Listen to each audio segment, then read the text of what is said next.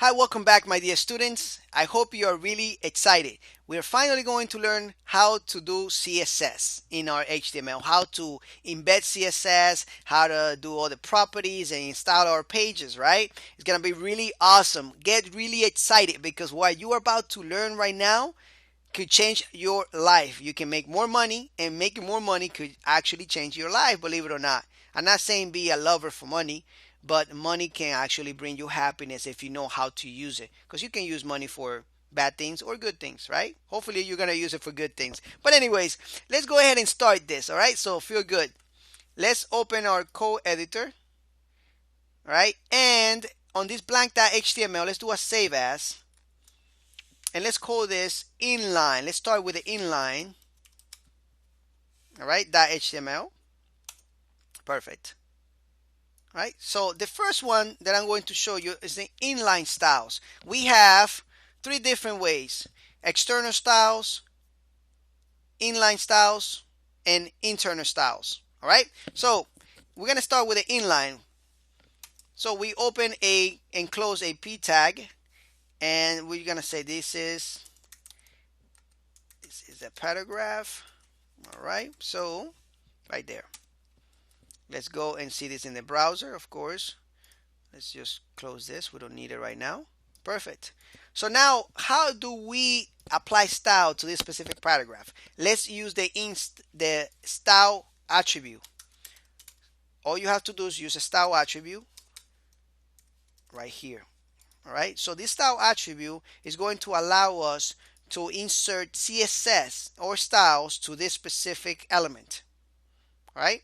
Now we can use the style attribute to do everything on our page like CSS, but only to this specific element. So for example, I want to change the color of this paragraph.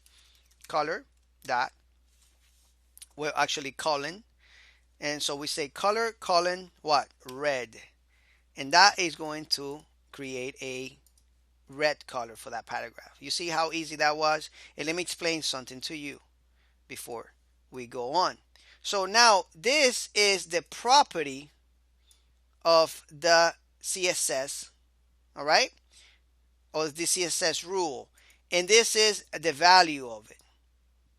All right, so the property and the value are divided by a colon. Always remember that. And now this is just an attribute with two double quotes around it, well, apostrophes, right? So there are many different ways that we can actually, many different properties and values that we can apply to this. We can apply many different colors. We can say this is black. All right, it's already black. We can say it's brown.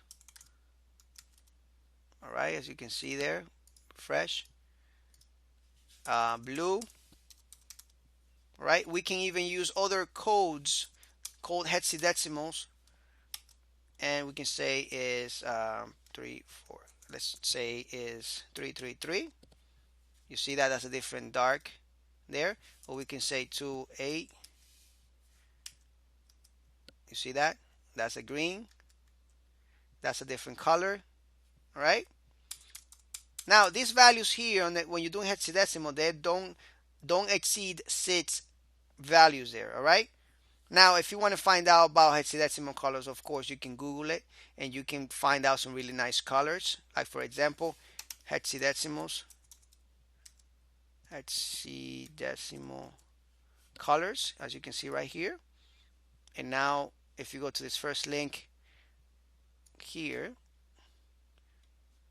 let's just click here, and you can see the hexadecimal value right here for this blue.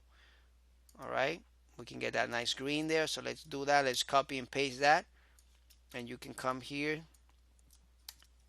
all right, and go to that element. It's just right there, and you can see that color there. All right, very actually the same as this color right here, right? All right, so that's how you can do colors there. But now keep in mind that we can do a lot of things to this text right here. Now, if you want to put more properties and values for this specific paragraph, you divide them by using a semicolon. So the semicolon is going to divide the properties and values. So now what we want to do is use another property, right? So another property would be font size. And then we divide the property and the value by what? By a colon. So the font size would be maybe 30 pixels, 30 px. All right, and the image is different.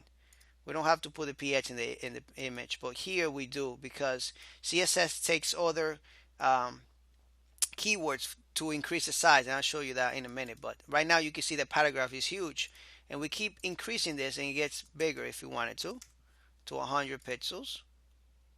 All right, let's just bring that down to 24.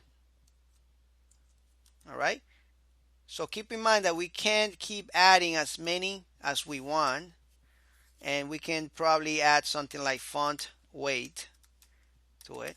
And now if you're wondering, if how do I know this? Well, just keep in mind that the more you use it, the more you learn about them. And there are many, many, many properties and values of CSS, and super easy to learn.